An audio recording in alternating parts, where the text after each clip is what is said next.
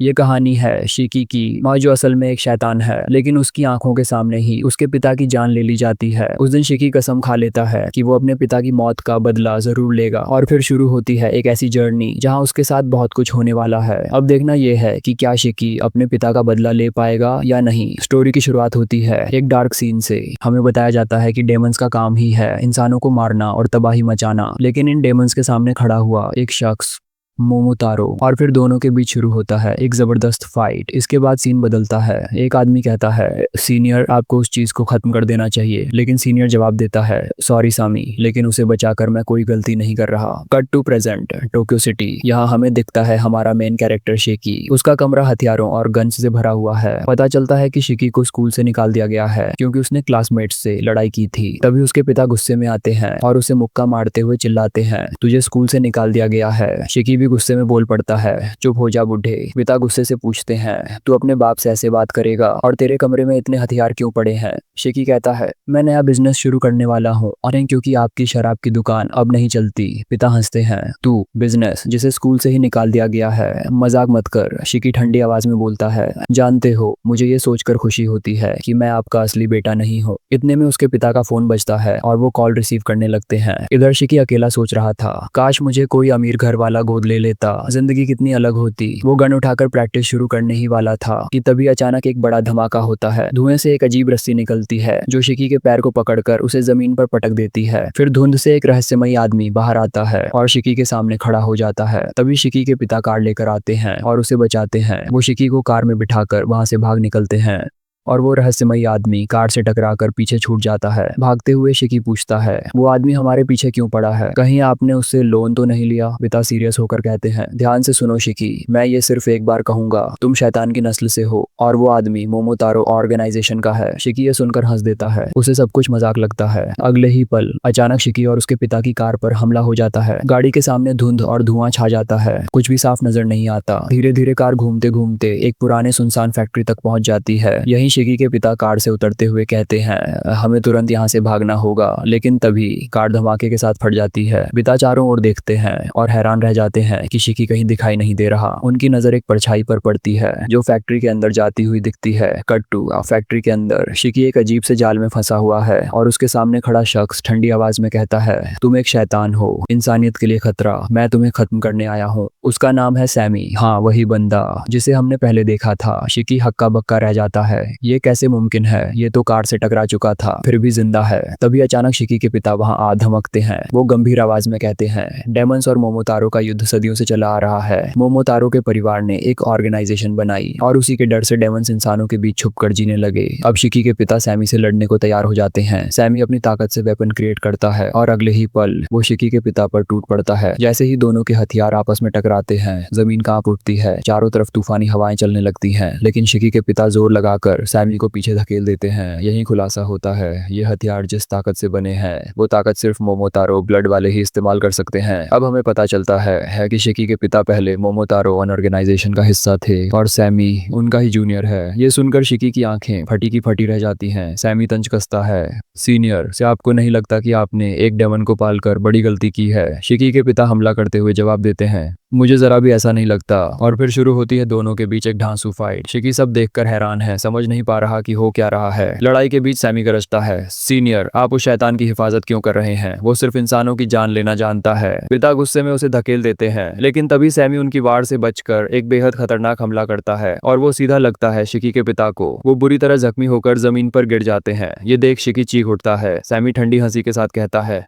क्या सोचा था सीनियर, आप मुझे हरा दोगे, लेकिन ड्रामेटिक पॉज। इतनी हालत में भी शिकी के पिता सैमी को रोकने की कोशिश करते हैं। सैमी चौंक कर पूछता है आप अभी भी इस शैतान को बचाना चाहते हैं। पिता दर्द से भरी आवाज में कहते हैं हाँ, क्योंकि वो मेरा बेटा है और अगर वो शैतान भी है तो क्या उसने आज तक किसी को नुकसान नहीं पहुंचाया। ये सुनकर सैमी तलवार उठाता है और शिकी के पिता को मारने ही वाला होता है। अभी शिकी की आंखों में खून उतर आता है। वो गुस्से में दहाड़ता है, तूने मेरे पिता को मारने की हिम्मत कैसे की? मैं तेरी जान ले लूंगा। अगले ही पल शिकी अपने डीमन फॉर्म में आ जाता है। उसका शरीर खून से सराबोर हो जाता है। सैमी पलटकर देखता है, लेकिन शिकी वहां से गायब हो चुका है और अचानक गोलियों की बौछार सैमी पर होने लगती है। वो जैसे तैसे उनसे बचता है, लेकिन तभी उसके सामने खड़ा होता है शिकी। दोस्तों, अब हम देखते हैं कि शिकी पूरी तरह से एक शैतान बन चुका है। सैमी बताता है डेमंस अपने ब्लड को मैनिपुलेट करके हथियार बनाते हैं और उन्हीं से लड़ते हैं। इसके बाद शुरू होती है असली फाइट। शिकी और सैमी आमने सामने। पहले तो हैंड टू हैंड कॉम्बैट, लेकिन तभी सैमी शिकी का एक हाथ काट देता है। मगर ड्रामेटिक पॉज, शिकी उस हाथ को पलक झपकते ही रीजनरेट कर लेता है। अब वो अपनी ब्लड डेमन आर्ट का इस्तेमाल करता है और एक साथ कई गन्स क्रिएट कर लेता है। पूरा सीन एकदम ढांसू। वो इन गन्स से सैमी पर फायरिंग शुरू कर देता है। सैमी बड़ी मुश्किल से उन अटैक्स से बच पाता है क्योंकि शिकी के हमले बेहद खतरनाक थे। आखिरकार सैमी बचने के लिए पीछे हटता है, फिर उछलकर शिकी पर हमला करता है। जोरदार धमाका, धुएं से बाहर निकलता है शिकी और सीधा सैमी पर अटैक करके उसे बहुत दूर फेंक देता है। वो उसके ऊपर कदम रखकर उसे खत्म करने ही वाला था। तभी फैक्ट्री में एक बड़ा ब्लास्ट होता है। चारों ओर तबाही मच जाती है, लेकिन पॉज, सैमी अभी भी जिंदा था। शायद शिकी ने आखिरी बार उस पर नहीं किया। अब शिकी धीरे धीरे वापस ह्यूमन फॉर्म में आने लगता है। अपने आप को देखकर सोचता है ये सब मेरे साथ हुआ ही कैसे? इसी बीच सैमी फिर से उसकी ओर तलवार उठाकर बढ़ता है, लेकिन वो उसे कि वो वार शिकी पर नहीं पड़ता। वो तलवार सीधी उसके पिता के सीने में धंस जाती है। पिता की नजरों में शिकी का वही मासूम मुस्कुराता चेहरा तैर उठता है। वो कमजोर आवाज में कहते हैं, मैंने जितना वक्त इस शैतान के साथ गुजारा वो मेरी जिंदगी का सबसे खुशनुमा वक्त था। फैक्ट्री का धमाका सुनकर अब बाहर भीड़ जमा होने लगती है। सैमी सब समझकर वहां से गायब हो जाता है, लेकिन शिकी के पिता अब बुरी तरह जख्मी है। अपनी आखिरी सांसों में वो शिकी से कहते हैं, मैं तुमसे आखिरी बार बात करना चाहता हूँ। वो लोग तुम्हें मारने फिर से आएंगे क्योंकि तुम शैतान हो और अब मैं तुम्हारे साथ नहीं रहूंगा, लेकिन तुम इतने स्ट्रांग बनना कि अपना ख्याल खुद रख सको। मुझसे वादा करो। शिकी चीख कर कहता है, मुझे आपकी ये फाइनल ड्रामेटिक स्पीच नहीं चाहिए। आप मुझे छोड़कर ऐसे नहीं जा सकते। मुझे आपसे बहुत सारी बातें करनी है। पिता हल्की मुस्कान के साथ कहते हैं, काश मोमोतारो और डेमन साथ रह पाते जैसे इस वक्त हम हैं। और बस उनकी सांसें थम जाती हैं। शिकी टूटकर चिल्लाता है, नहीं, ये नहीं हो सकता। आप ऐसे नहीं जा सकते। मैंने कहा था मुझे खुशी है कि आप मेरे असली पिता नहीं है, लेकिन ये सच नहीं है। आप ही मेरे पापा हो। प्लीज कुछ तो कहिए, चाहे मुझे डांट ही दीजिए। और वहीं शिकी जमीन पर बैठकर रोने लगता है। सब बेहद सैड और इमोशनल, लेकिन अगले ही पल उसके पीछे से एक रहस्यमयी शख्स आता है। वो शिकी की गर्दन पर वार करके उसे बेहोश कर देता है और ठंडी आवाज में कहता है, तुम अभी बहुत कमजोर हो। इसके बाद हमें दिखते हैं कुछ अजीब लोग जिनका लुक एकदम मम्मीज जैसा है। और दोस्तों, अब कहानी में एंट्री होती है मोमोतारो ऑर्गेनाइजेशन की। लगता तो ऐसे है कि ये वही के हेड हैं, मगर जिस तरह ये सामने आए समझ पाना मुश्किल है कि असल में ये है क्या। वो कहते हैं, इंसानियत को ये कभी पता नहीं चलना चाहिए कि ये घटिया शैतान हमारे बीच मौजूद है। हम उन सब डेमंस का सफाया कर देंगे जो इस दुनिया में सांस ले रहे हैं। इसके बाद सीन कट होता है समुंदर के किनारे। वहाँ एक शख्स खड़ा है। वो बोल रहा है, आखिरकार इतने लंबे वक्त बाद कोई इसमें सफल हुआ है। अब हमें शिकी की तरह कुछ और टीम्स भी दिखाई जाती हैं। और वही शख्स बातचीत कर रहा था उस बंदे से जिसने शिकी को बेहोश किया था। शिकी अभी भी बंधा हुआ पड़ा है। वो कहता है, ये लड़का पूरी तरह यूजलेस है। इसी बीच हमें फ्लैशबैक में एक सीन दिखता है। छोटा सा शिकी पार्क में खेल रहा था। तभी उसके पिता आते हैं और कहते हैं, चलो शिकी, घर चलते हैं। शिकी मासूमियत से बोलता है, पहले मुझे अपनी पीठ पर बैठाइए ना। लेकिन अगले ही पल उसके सामने ही उसके पिता को कोई बेरहमी से मार देता है। इसी डरावनी याद के बीच प्रेजेंट में शिकी को होश आता है। उसकी नजर पड़ती है पास खड़े एक शख्स पर। वो एक्सरसाइज कर रहा था और अब वो बोलता है, मुझे नालायक लोग बिल्कुल पसंद नहीं। ये शख्स है नाइतो। और हैरानी की बात ये कि ये भी शिकी की तरह ही एक डेमन है। नाइतो बताता है, तेरे पिता का शरीर एक सुरक्षित जगह पर रखा गया है। फिर वो एक बोर्ड निकालता है और उसके पैरों में रोलर स्केट्स लगे हैं, यानी वो अपनी स्पीड से काम करता है। नाइतो शिकी को बताता है, मोमोतारो ऑर्गेनाइजेशन के लोग ब्लैक मिस्ट का इस्तेमाल करते हैं। उसी से वे हथियार बनाते हैं। उनका एक ही मकसद है, डेमंस को मिटाना। और इन्हीं का सामना करने के लिए हमने भी अपनी डेमन ऑर्गेनाइजेशन बनाई है। मेरा काम है शिकी जैसे अवेकन डेमंस को ढूंढना और देखना कि वो इस ऑर्गेनाइजेशन में शामिल होने लायक हैं या नहीं। इसके बाद वो शिकी का मुंह खोल देता है ताकि सवाल कर सके, लेकिन जैसे ही पट्टी हटती है शिकी गुस्से से भड़क उठता है। नाइतो गुस्से में कहता है, एक पॉइंट माइनस, दिमाग है या नहीं? मैंने इतना कुछ समझाया और तू समझा ही नहीं। शिकी चिल्लाता है, बकवास बंद करो, ये रस्सियां खोलो। लेकिन फिर अचानक शिकी खुद को शांत करता है, धीरे से मुस्कुराकर कहता है, प्लीज ये रस्सियां खोल दो, मुझे उस शख्स को मारना है जिसने मेरे पिता की जान ली। नाइतो झुंझलाकर बोलता है, ये घटिया हंसी बंद करो और मुझे साफ दिख रहा है तुम मेरी बातों पर ध्यान देने वाले नहीं हो। अब मुझे दूसरा रास्ता अपनाना पड़ेगा। और अगले ही पल नाइतो अपनी टाई से शिकी की गर्दन कसकर दबाने लगता है। वो कहता है, किसी भी जानवर का असली रूप वो तभी सामने आता है जब वो मौत के करीब होता है। अब शिकी बुरी तरह तड़पने लगता है, उसकी नाक और आंखों से खून बहने लगता है। थोड़ी देर बाद नाइतो को लगता है कि शिकी मर चुका है, लेकिन वो ड्रामेटिक पॉज, अगले ही पल शिकी की ब्लड डेमन आर्ट एक्टिवेट हो जाती है। नाइतो पीछे हटकर खुद को बचा लेता है। अब शिकी उसके सामने अपने डेमन फॉर्म में खड़ा था, हाथों में गन ली। शिकी फायरिंग शुरू कर देता है। उसे लगता है जीत उसी की है, मगर नाइतो पर इसका कोई असर नहीं होता। उसने अपनी ब्लड डेमन आर्ट से सारे हमले ब्लॉक कर दिए, लेकिन शिकी रुकता नहीं। वो फिर से नाइतो पर टूट पड़ता है, मगर अगले ही पल नाइतो ना जाने क्या करता है, लेकिन साफ था शिकी हार चुका था। जब शिकी को होश आता है, वो अपने ह्यूमन फॉर्म में था। उसे कुछ भी याद नहीं था कि उसने डीमन फॉर्म में क्या किया। नाइतो मुस्कुराकर बताता है, फुल डेमन फॉर्म में आने के बाद तुम्हें कुछ याद नहीं रहता अजय कि तुमने क्या किया। हम देखते हैं कि नाइतो अपने ह्यूमन रूप में रहते हुए भी बिल्कुल परफेक्ट तरीके से अपनी डीमन पावर्स का इस्तेमाल कर रहा था। शिकी कंफ्यूज्ड था, समझ ही नहीं पा रहा था कि ये सब हो क्या रहा है। तभी नाइतो ठंडे लहजे में कहता है, यू आर डिस्क्वालिफाइड। शिकी समझ चुका था कि नाइतो उससे कहीं ज्यादा ताकतवर है, इसलिए वो उसके सामने झुककर कहता है, प्लीज मुझे अपना चेला बना लो, मैं ताकतवर बनना चाहता हूँ ताकि अपने पिता का बदला ले सकूं। मगर नाइतो हंसकर जवाब देता है, कभी नहीं, क्योंकि तुम अजान एक नंबर के बेवकूफ हो, न दिमाग का इस्तेमाल करना जानते हो और न ही अपनी ताकतों का। अब नाइतो अपनी डीमन पावर एक्टिवेट करता है शिकी को खत्म करने के लिए। शिकी जान बचाने को भागने लगता है, पर सच में वो भागता नहीं, बल्कि अचानक पलटकर नाइतो पर अटैक करने के लिए दौड़ पड़ता है। नाइतो अपने छाते को नुकीला बना लेता है। वो सोचता है, ओह ये सच में पूरी तरह बेवकूफ है, लेकिन तभी शिकी उन कांटों से बच जाता है। अपने हाथ को गन में बदलकर सीधा नाइतो पर हमला कर देता है। धमाकेदार विस्फोट होता है, मगर अगला ही सीन नाइतो ने आसानी से उस अटैक को ब्लॉक कर लिया। वहीं शिकी धीरे धीरे खुद पर से काबू खो रहा था, इसीलिए नाइतो अपनी ब्लड डेमन आर्ट एक्टिवेट करता है ताकि शिकी को हमेशा के लिए खत्म कर दे। लेकिन तभी शिकी चिल्लाता है, मैं हार नहीं मानने वाला। नाइतो हैरान रह जाता है, इस लड़के ने खुद पर काबू कर लिया। वो पूछ बैठता है, तुमने ये किया कैसे?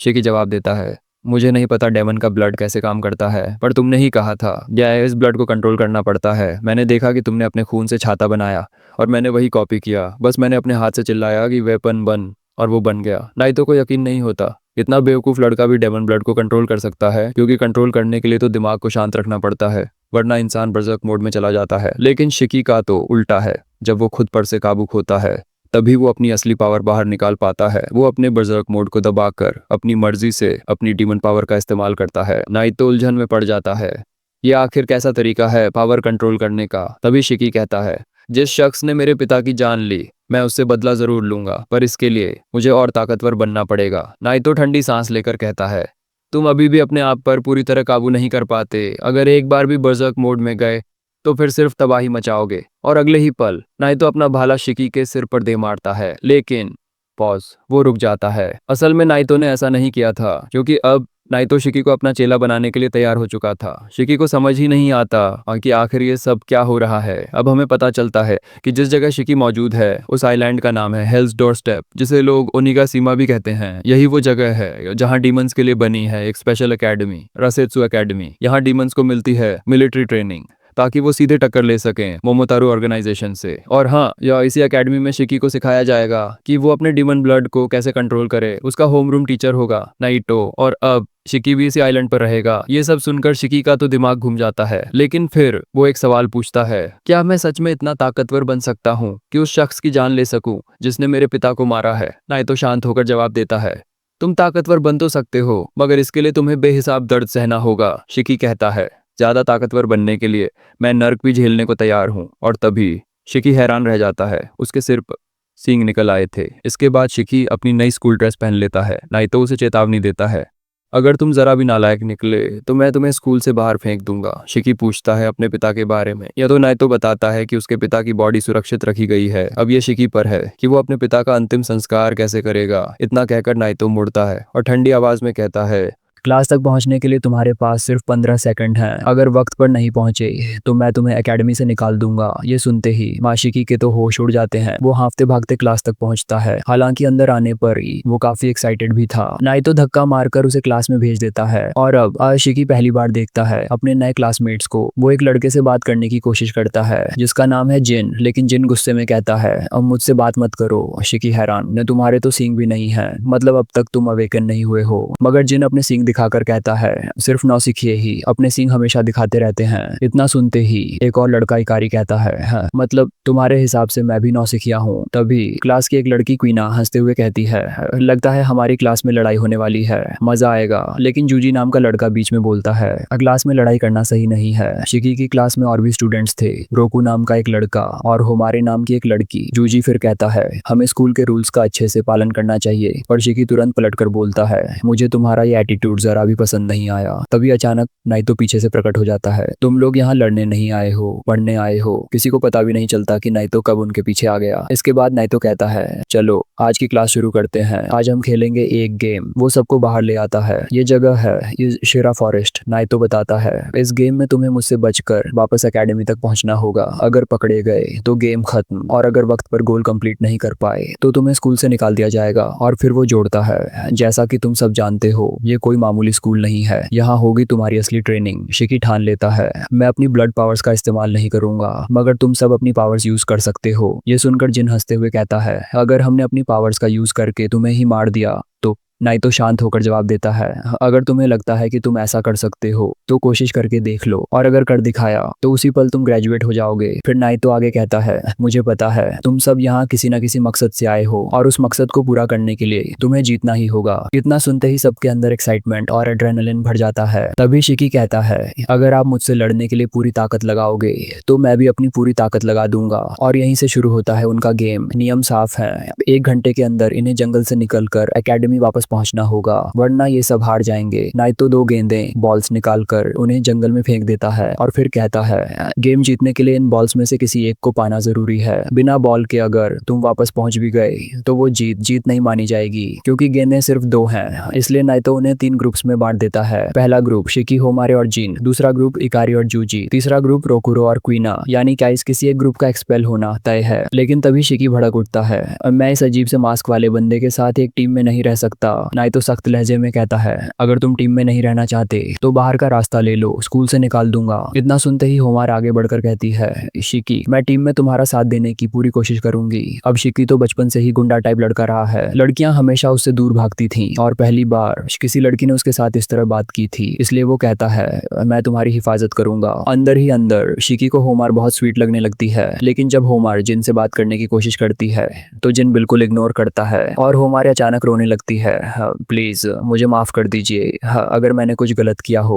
शिकी उसे चुप कराता है और कहता है तुम रोते हुए अच्छी नहीं लगती, मुस्कुराया करो, तुम हंसते हुए बहुत प्यारी लगती हो। और जिन तेरी हिम्मत कैसे हुई एक प्यारी सी लड़की को रुलाने की। जिन ठंडे लहजे में जवाब देता है मुझसे बात मत करो, तुम वैसे भी जल्द ही स्कूल से बाहर फेंके जाओगे, तो अभी चले जाओ। शिकी पलटकर कहता है मैं हार मानने वालों में से नहीं हूँ, मुझे भी अपना एक सपना पूरा करना है। अब नाइतो ऑर्डर देता है इस ग्रुप 1 जंगल में जाओ। शिकी और जिन तो तुरंत आगे बढ़ जाते हैं, लेकिन बेचारी होमारे थोड़ी देर से निकलती है। इसी बीच जिन मन ही मन सोच रहा था अगर मैं नाइटो को ही मार दूं तो मैं जल्दी ग्रेजुएट हो जाऊंगा। लेकिन तभी पीछे से अचानक शिकी उस पर हमला बोल देता है। जिन उसके हमले से बचते हुए कहता है मैं तुम जैसे नौसिखिए से लड़ना नहीं चाहता। शिकी गुस्से में जवाब देता है मुझे तुम्हारा ये घटिया एटीट्यूड बिल्कुल पसंद नहीं है। तभी जिन अपना मास्क हटाता है और कहता है लगता है अब मुझे तुम्हें खत्म करना ही पड़ेगा। शिकी हंसकर कहता है तुम अपने ये जख्म दिखाकर मुझे डराना चाहते हो। लेकिन तभी जिनका हाथ सामने आता है, उसकी बॉडी पर जगह जगह टांके लगे थे। वो उन टांकों को खोल देता है और अपने खून का इस्तेमाल करके ब्लड कटर्स बना लेता है। वो शिकी की तरफ देखकर कहता है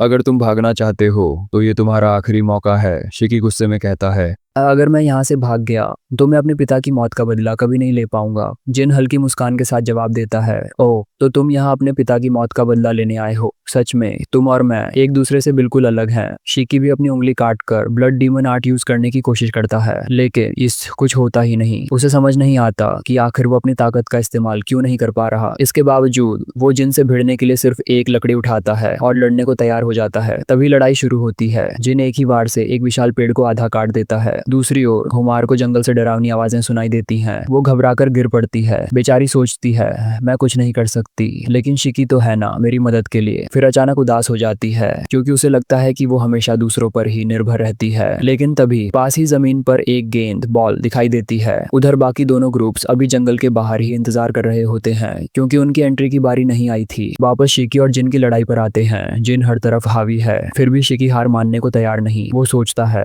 आखिर जिन इतनी आसानी से अपनी ताकतों का इस्तेमाल कैसे कर लेता है, और वो भी इतने अलग अंदाज में। लेकिन तभी जिन उस पर जोरदार मुक्का मारकर उसे दूर फेंक देता है। शिकी अंदर से बुरी तरह झुंझला जाता है। क्यों मैं यहाँ कुछ नहीं कर पा रहा। जिन मुस्कुराते हुए अपना एक घातक वार करता है और उसी पल बीच में होमार आ जाती है। धमाका होता है, लेकिन वक्त रहते शिकी ने होमार को बचा लिया था। शिकी जख्मी हो जाता है और जिन पर भड़क उठता है। तभी होमार देखती है कि शिकी उसकी वजह से चोटिल हो गया है। वो रोते हुए बार बार कहती है मुझे माफ कर दो, तुम्हें मेरी वजह से चोट लगी, मुझे माफ कर दो। और इसी गिल्ट के बीच अचानक उसकी ब्लड डीमन आर्ट एक्टिवेट हो जाती है। अगले ही पल उसके खून से एक विशाल डीमन जन्म लेता है। शिकी दंग रह जाता है। जिन भी हैरान, आखिर इस लड़की में इतना खून आया कहाँ से। होमारे घबरा कर चिल्लाती है प्लीज तुम दोनों भाग जाओ, वरना ये डीमन तुम्हें खत्म कर देगा। लेकिन देर हो चुकी थी। वो ब्लड डीमन दोनों पर हमला बोल देता है। इसी बीच दूसरी तरफ नाइटो के पास प्रिंसिपल आती है। वो कहती है तुमने पहले ही दिन अपने स्टूडेंट्स को इतनी बड़ी चुनौती दे दी, ये सही नहीं। नाइटो शांत लहजे में जवाब देता है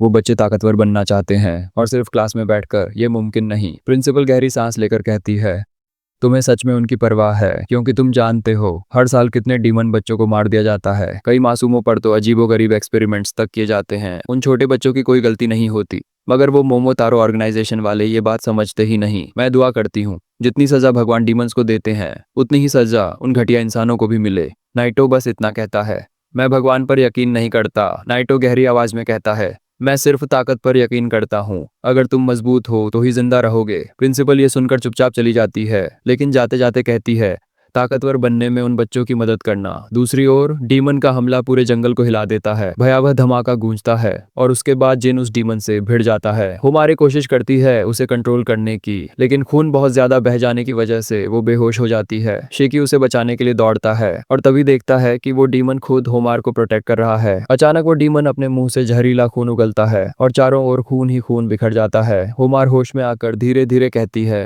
प्लीज ऐसा मत कीजिए दीदी, और फिर शिकी और जिन से विनती करती है भाग जाओ यहाँ से, वरना तुम दोनों मर जाओगे। लेकिन शिकी ठान लेता है अगर हम भाग भी गए तो तुम खून की कमी से मर जाओगी, और मैं अब किसी को अपनी आंखों के सामने मरता हुआ नहीं देख सकता। मैं तुम्हें छोड़कर नहीं जाऊंगा। अचानक डीमन जोर से चीखती है और इतनी भारी फोर्स पैदा करती है कि उसका प्रेशर जंगल के बाहर खड़े दूसरे बच्चों तक पहुंच जाता है। नाइटो सब देखता है और कहता है ओ, तो ये होमार की ब्लड डीमन आर्ट है। देखते हैं ये कैसे सामना करते हैं। शिकी फिर से अपनी ताकत जगाने की कोशिश करता है, लेकिन नाकाम रहता है। डीमन गुस्से में उस पर पत्थरों की बौछार करती है और कई पत्थर शिकी को लगते हैं। नाइटो देखता है और कहता है शायद पिछली बार ये लड़का सिर्फ किस्मत के सहारे अपनी पावर्स यूज कर पाया था, लेकिन इस बार किस्मत इसका साथ नहीं देगी। शिकी बुरी तरह टूटा हुआ सोचता है क्या सच में मैं इतना कमजोर हूँ। मैं अपने पिता को बचा नहीं सका, क्या मैं इस लड़की को भी नहीं बचा पाऊंगा। तभी जिन पास आकर ताना मारता है बच्चों की तरह रोना बंद करो। शिकी गुस्से में जवाब देता है मैं रो नहीं रहा, बस आंख में कचरा चला गया था। जिन मुस्कुराते हुए अपने दोनों हाथों से खून बहाता है और तुरंत अपनी ब्लड डीमन आर्ट एक्टिवेट करता है। नाइटो देखता है और सोचता है ये लड़का अपने खून को कितनी आसानी से कंट्रोल कर रहा है। दोस्तों, एक डीमन का खून उसके यूजर के हिसाब से कोई भी शेप ले सकता है और उस खून को मैनिपुलेट करने का सिग्नल ब्रेन भेजता है। जिन अपने खून से हथियार बनाता है और डीमन की गर्दन पर सीधा वार करता है, लेकिन डीमन चालाकी से अपनी गर्दन बचा लेती है। शिकी ये सब देख रहा था और समझता है जिन अपनी पावर से हथियार बना रहा है और होमार की ताकत एक बॉडीगार्ड जैसा डीमन क्रिएट कर रही है। तभी शिकी के चेहरे पर मुस्कान आ जाती है, लेकिन डीमन फिर से जोर से चिल्लाती है और जिनके कान से खून निकलने लगता है। नाइटो सोचता है अब शायद मुझे ही मदद करनी होगी, लेकिन उसी पल शिकी अपनी ब्लड डीमन आर्ट एक्टिवेट करता है और एक गन बना लेता है। डीमन उस पर झपटती है, लेकिन शिकी गायब हो चुका होता है। अगले ही पल वो डीमन पर अपनी बुलेट दाग देता है। धमाका होता है और एक ही बार में डीमन का काम तमाम हो जाता है। शिकी की यह ताकत देखकर नाइटो और जिन दोनों हैरान रह जाते हैं। शिकी मुस्कुराते हुए कहता है अब आया मजा।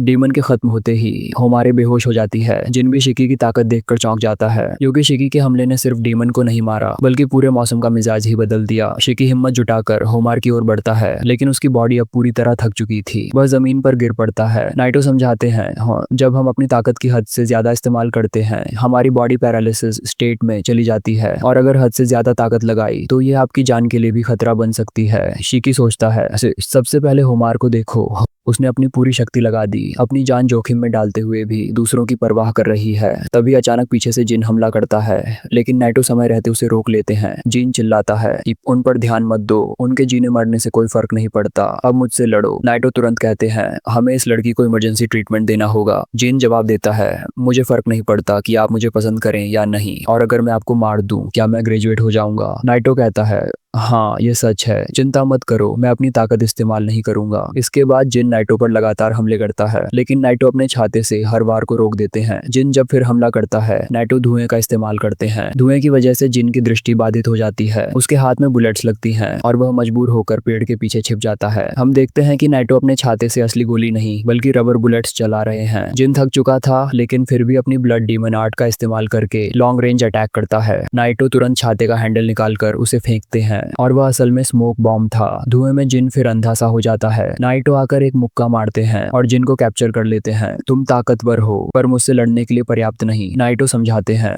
अगर ये असली लड़ाई होती तुम शायद अब तक मर चुके होते। तुम अपने पिता से मिलने के लिए बहुत बेताब हो। जिन चौंक जाता है और बताता है, मेरे पिता एक मोमो टटारी थे, उन्होंने मुझसे सब कुछ छीना। मेरी बॉडी पर जितने भी घाव हैं वही मेरे पिता ने दिए। मैं हर दिन जिंदा रहने के लिए लड़ा, मौत से मैं नहीं डरता। लेकिन तभी नाइटो उसे पकड़कर जमीन पर दे मारते हैं और कहते हैं, अगर तुम अपने सपने के लिए मर गए, तब भी अगर तुम्हारा सपना सच हो जाए तो क्या फायदा? तुम्हें अपने सपने के लिए जिंदा रहना होगा। जिन बेहोश हो जाता है। अब इस ग्रुप में केवल शिकी बचा है। जंगल में मदद के लिए कॉल आता है, यहाँ हमें जल्दी से जल्दी स्कूल नर्स चाहिए। अब क्योंकि जिन को पकड़ा जा चुका है और होमार बेहोश है, इस ग्रुप में केवल शिकी बचा है। शिकी के पास 5 मिनट 42 सेकंड है अपने गोल तक पहुंचने के लिए। अब उसके पास 2 ऑप्शन है, या तो वह दूसरी बॉल ढूंढकर स्कूल तक पहुंचे, या फिर वो बॉल जो नाइटो सेंसे के रास्ते में मिली थी उसे छीन ले। शिकी भागना शुरू करता है और नाइटो भी उसके पीछे लग जाते हैं, लेकिन क्योंकि जिन रस्सियों से बंधा हुआ था, शिकी दूसरी ओर से आता है उसे छुड़ाने के लिए। शिकी कहता है, हे मैं तुम्हारी मदद करूंगा, बदले में तुम मेरे साथ काम करो। लेकिन जिन जवाब देता है,